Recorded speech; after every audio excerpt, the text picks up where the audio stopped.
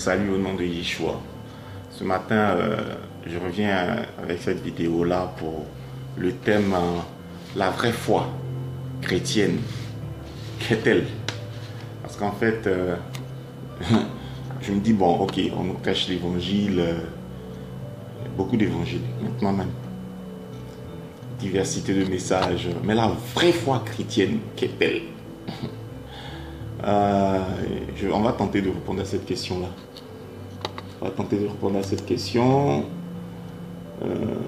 avec ce verset dans Hébreux chapitre 7, verset 15, qui dit: cela est surabondamment évident si à la similitude de Melchisédek surgit un autre des servants, qui le devient non selon la Torah d'un commandement de chair, mais par le dynamisme d'une vie indestructible.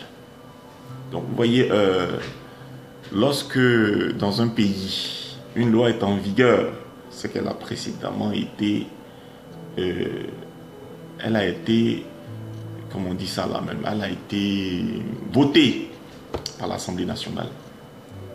Parce que dans les démocraties, il y a 3 pouvoirs.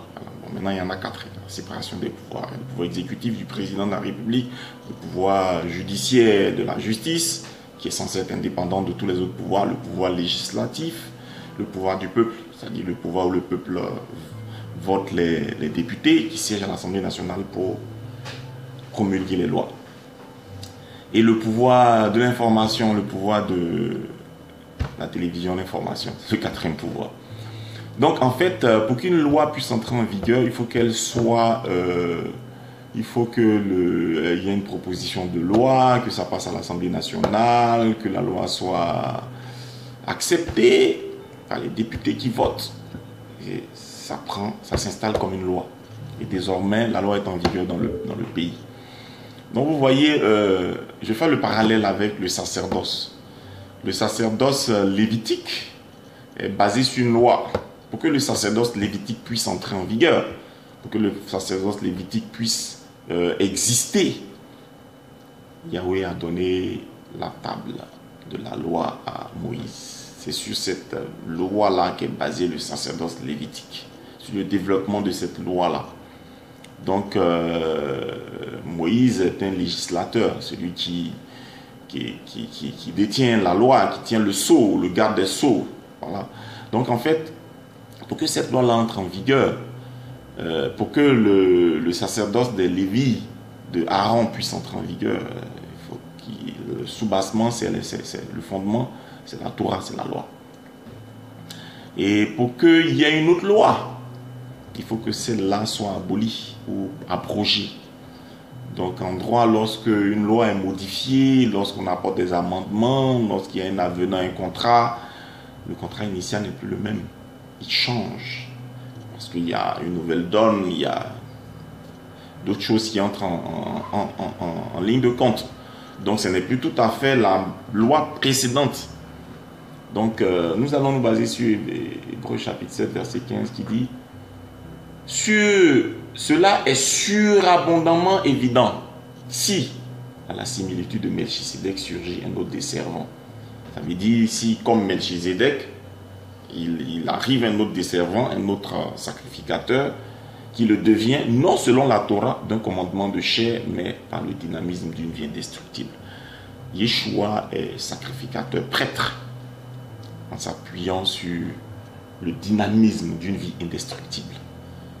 Il est prêtre, mais prêtre à perpétuité. La Torah est le fondement du sacerdoce lévitique qui est passé. Hébreu le dit.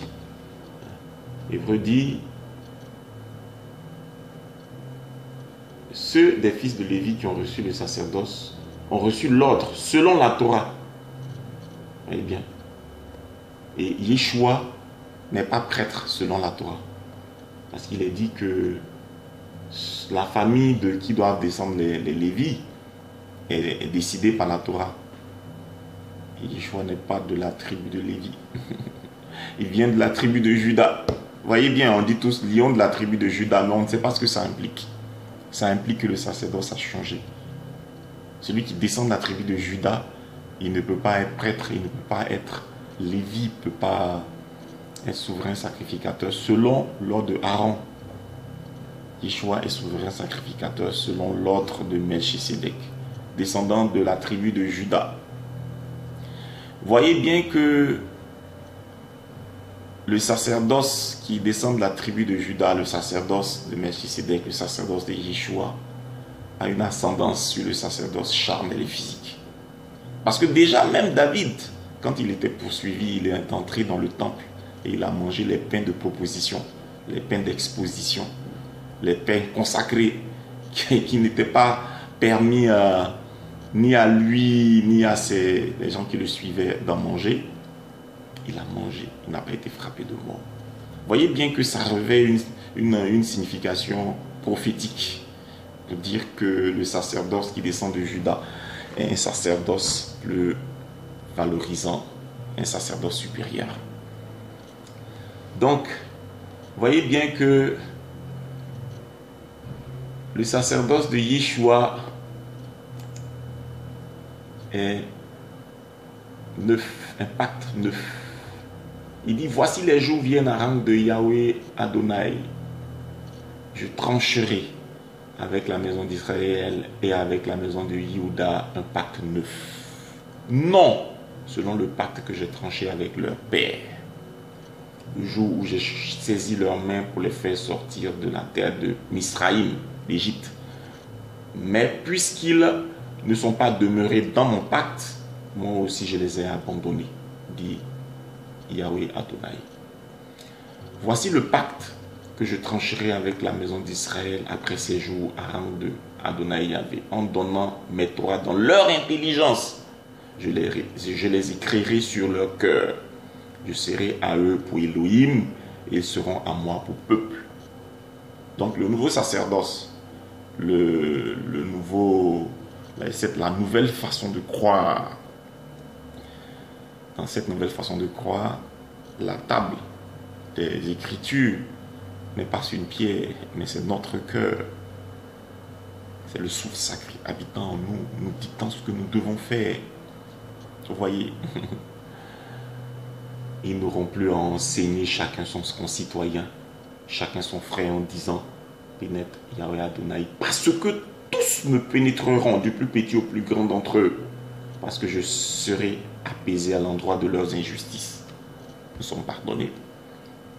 Je ne mémoriserai plus leurs fautes. Quand il dit neuf, il fait devenir vieux le premier.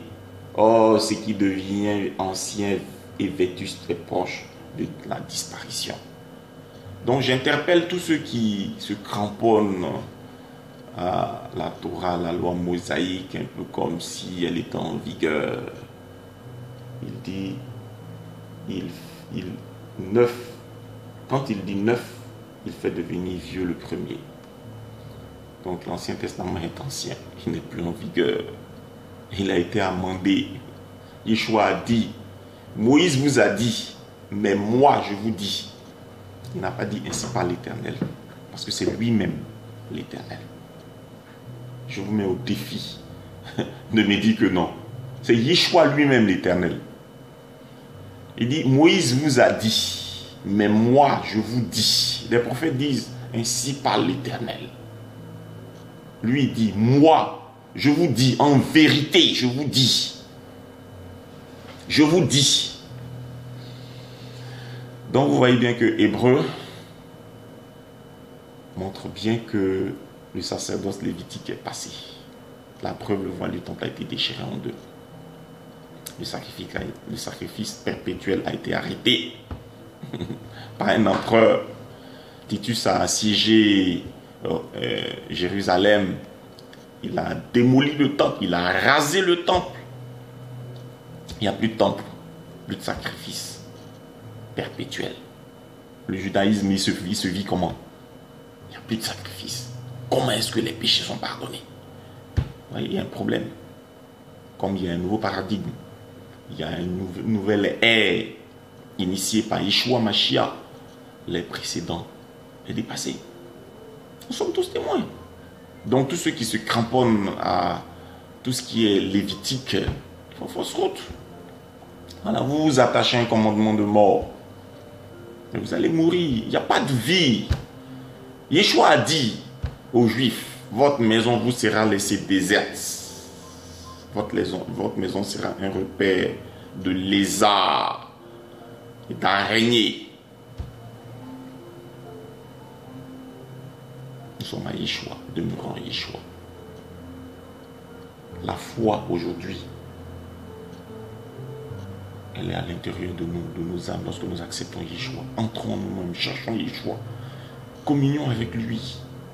Le Seigneur va nous parler au-dedans de nous. C'est cela la foi. Et vous courez vers une maison de prière ou bien une maison de réunion. Moi, je n'ai rien à vous en dire. C'est votre choix. Mais voilà la foi.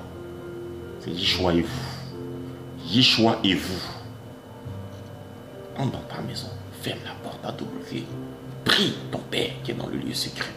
Et ton Père qui est dans le secret te répondra. Que le Seigneur bénisse chacun de nous et que notre consécration soit ferme et sincère.